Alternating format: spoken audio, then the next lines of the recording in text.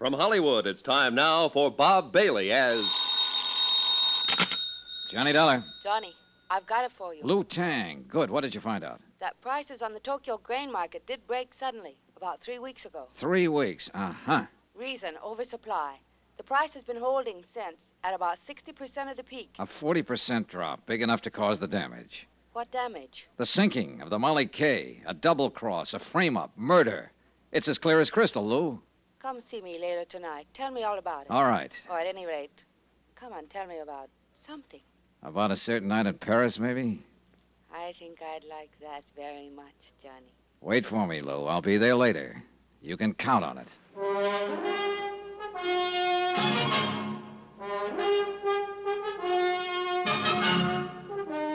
Tonight and every weekday night, Bob Bailey in the transcribed adventures of the man with the action-packed expense account. America's fabulous freelance insurance investigator. Yours truly, Johnny Dollar.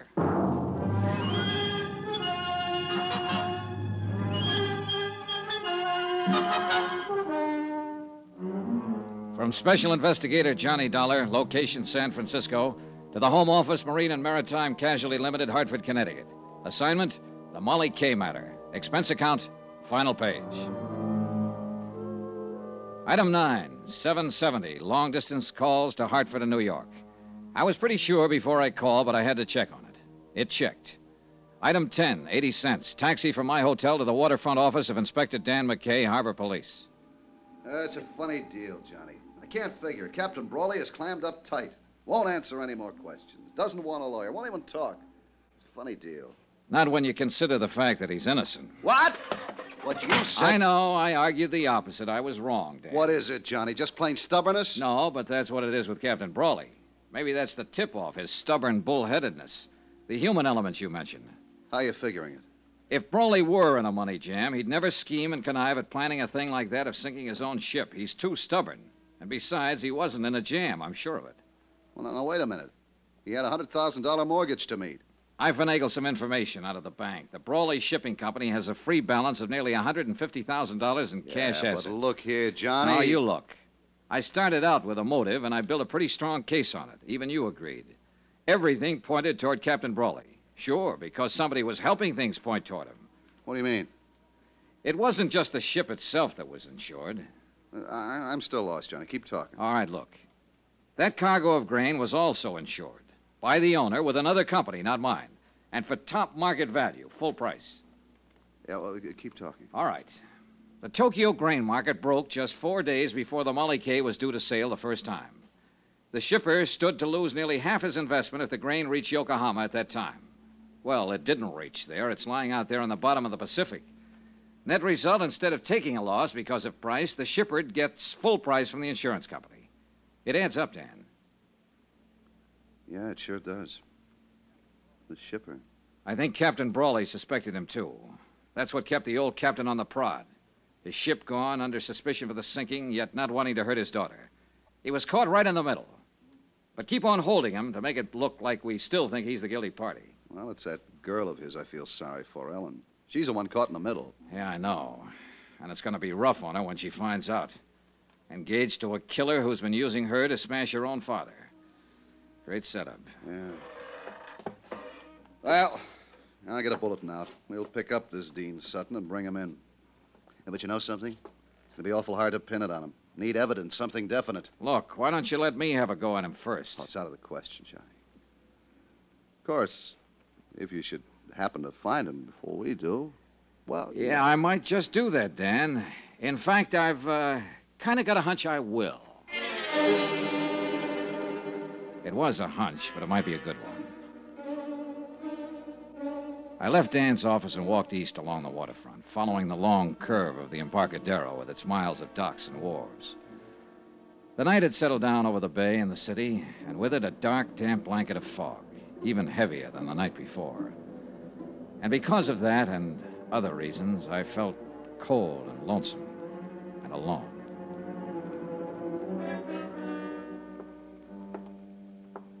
I turned off the Embarcadero and walked out Pier 29. I was about 30 yards from the Brawley warehouse when I was suddenly brought up short. On the water below me, tied to a wharf piling, was a light cabin cruiser rocking gently with a swell. It had no business being there. Pier 29 was a commercial berth. My hunch was right. I moved quietly to the edge of the wharf and stood watching the little cruiser for several minutes. There was no sign of life, no sound. Finally, I climbed over the dock rail, down the wharf ladder, and stepped onto the deck. Still no sound, no movement. I moved over to the companionway door leading down below decks and reached out my hand for the latch. Then I stopped short, caught suddenly by a sharp feeling of danger. It wasn't a sense of being watched. It was deeper, more subtle, more vague. I tried to shake it off, reach again for the latch. Then the boat shifted slightly, and the dim glow from the wharf light overhead moved across the hatchway door. Inches in front of my face, I saw the glint of bare copper wires, all set to make contact if the door was open. One more move, and I'd have been blown sky high. That boat was booby-trapped. There was a light burning in the office of the Brawley Shipping Company. I knocked on the door, drew my gun, then I stepped back and waited. I leveled the gun on the door. Johnny. Are you alone, Ellen? Yes, of course. Come on, let's get inside. What is it, Johnny? Have you seen Dean Sutton tonight? I tried to find him, but I couldn't. My father's been arrested, charged with murder. Yeah, I know, honey. I came here to go over the company records to see if I could find something that might help him, anything. Ellen, Johnny, look. Look at this mess. Somebody's been here. Files dumped in the middle of the floor, papers all over the place. Yeah, looks like they're planning to start a bonfire. Say, tell me something, Ellen. Does Dean Sutton own a boat? Yes. Light cabin cruiser named the Piper. Why? It's tied up at the wharf. He's around here somewhere. Well, what of it? What do you mean? Your father didn't sink the Molly K. Dean Sutton did it. But he wasn't even on board. He didn't have to be. He hired an explosive expert named Benny Wong to do the job. He got your father to take Benny on as steward. That's the man they're accusing Father of murdering. Dean is the one who did it, using your father's gun. But why? To collect the insurance on that cargo of grain. Oh, look, I know it's a rough deal, honey, and I know how you feel. But I guess your best bet is to chalk it up to experience. At least your father's in the clear now. I think I sensed it, Johnny. That something was wrong with Dean. Badly wrong. I guess that's why I felt like turning to you instead of him. Why I still feel that way. I think I'm going to cry. Then cry. Cry it out and get it over with. Come here, Ellen. I held her close and tried to comfort her. She pressed her face against my chest and whimpered like a hurt kid. I kept stroking her hair, breathing in the scent of her perfume. Perfume. The same perfume that had hung in the air of the room where Benny Wong was killed. The pieces shifted, fell into place again. The puzzle was finally solved, but too late. Because I could feel the muzzle of the gun she was pressing against my side. Easy now, Johnny. Turn around slow and get your hands up. That's the idea. Now stay that way. I'm a dead shot, Johnny. If you doubt it, ask Benny Wong. Right under my nose. Right from the start. How wrong can a guy be? As wrong as you were, Johnny. It had to be you. There was no chance for Dean to steal your father's gun and then return it. Not unless you were in on it with him. It was my idea. Dean's too weak to plan a thing like that. He has to be propped up and pushed. And you're just the girl to do it. You ought to know. Yeah, I do now. It's too bad. I like the way you kiss. Any chance of working something out, Johnny? Or are you too honest? So that's it. The next step is to get rid of Dean. And you've already got the trap set. Not yet, but I'll think of something. I'm clever, Johnny. Don't you think so? I heard footsteps coming along the wharf. Dean Sutton. I had only seconds to think of something, so I took a chance, edged back against the wall, inched over closer to the door. That's far enough. Don't push your luck. There's Dean coming now. He went after some gasoline. We're going to build a nice warm fire, and you're going to have a ringside seat. Come on in, Dean. We've got a visitor. Dollar. What do you know? So you walked right into it. Just like a The gun. chance paid off. He walked between us, blocked Ellen's line of fire, and I jumped him. I grabbed him around the neck, held him as a shield, dragged him back out through the door, out to the wharf. Dean! Break loose! Let me get a shot at it! I was trying to get clear of the light before Ellen could blast me with that gun, and I made it. But Dean broke loose, came in me swing. We slipped and staggered up against the dock railing. The railing broke, split in two, and we went over the side. We struggled back up to the surface. Dean's hands were clenched on my throat, and I couldn't break his grip. Ellen started firing from the wharf above us, not knowing who she'd hit and not caring. I took a deep breath and dragged Dean under the surface. But his hands were still on my throat, and I couldn't break loose. My lungs were bursting. My strength was going fast. I brought up my knee. He fell away from me. I was free to fight my way back up to the surface. I swam around in circles, getting my breath, watching for Dean, but he didn't come up. He didn't come up for 2 days.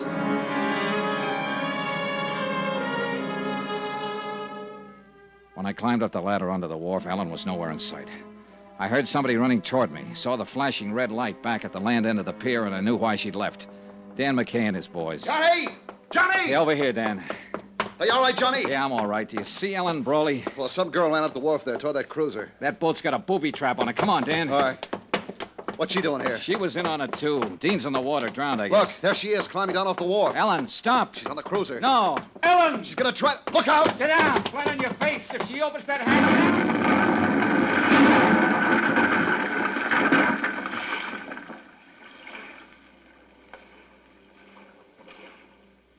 Blown to bits. Booby trap. They had it rigged for me, and she... No. She didn't know about it. That wasn't meant for me. They were both pulling a double cross. Dean set that trap for her. End of expense account, except hotel and plane fare back home. Total $547.60. Well, it looks like the company pays off on this one, Dave. The ship owner was innocent. But you'll make it back. I really feel sorry for Captain Brawley. He commanded his own quarterdeck for 25 years. Strong and proud and unafraid. He had a wife once named Molly Kay, and a ship named Molly Kay. And he had a daughter, too. And now the sea has taken all of them away from him and left him cast up on the beach, a broken old man. Bitter, beaten, alone. Yours truly, Johnny Dollar.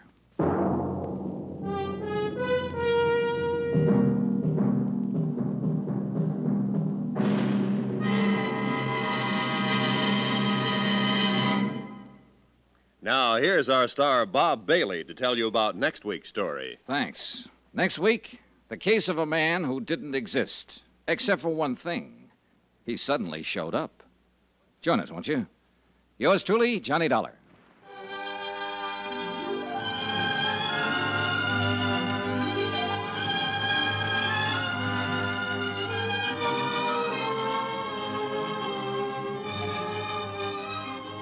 Yours truly, Johnny Dollar, is transcribed in Hollywood.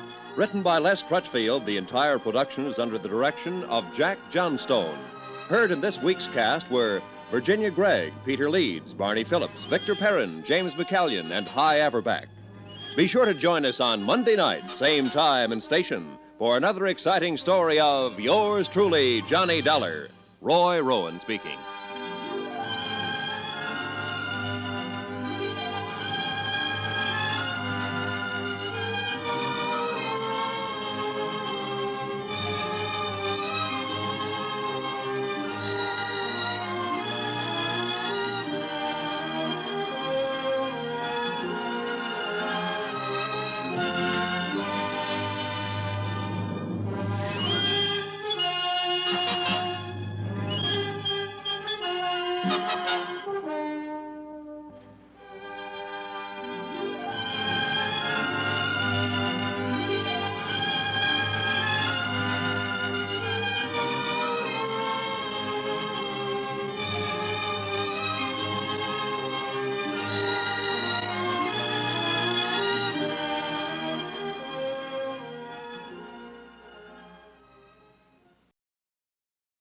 What's the easiest choice you can make? Window instead of middle seat? Picking a vendor who sends a great gift basket? Outsourcing business tasks you hate? What about selling with Shopify?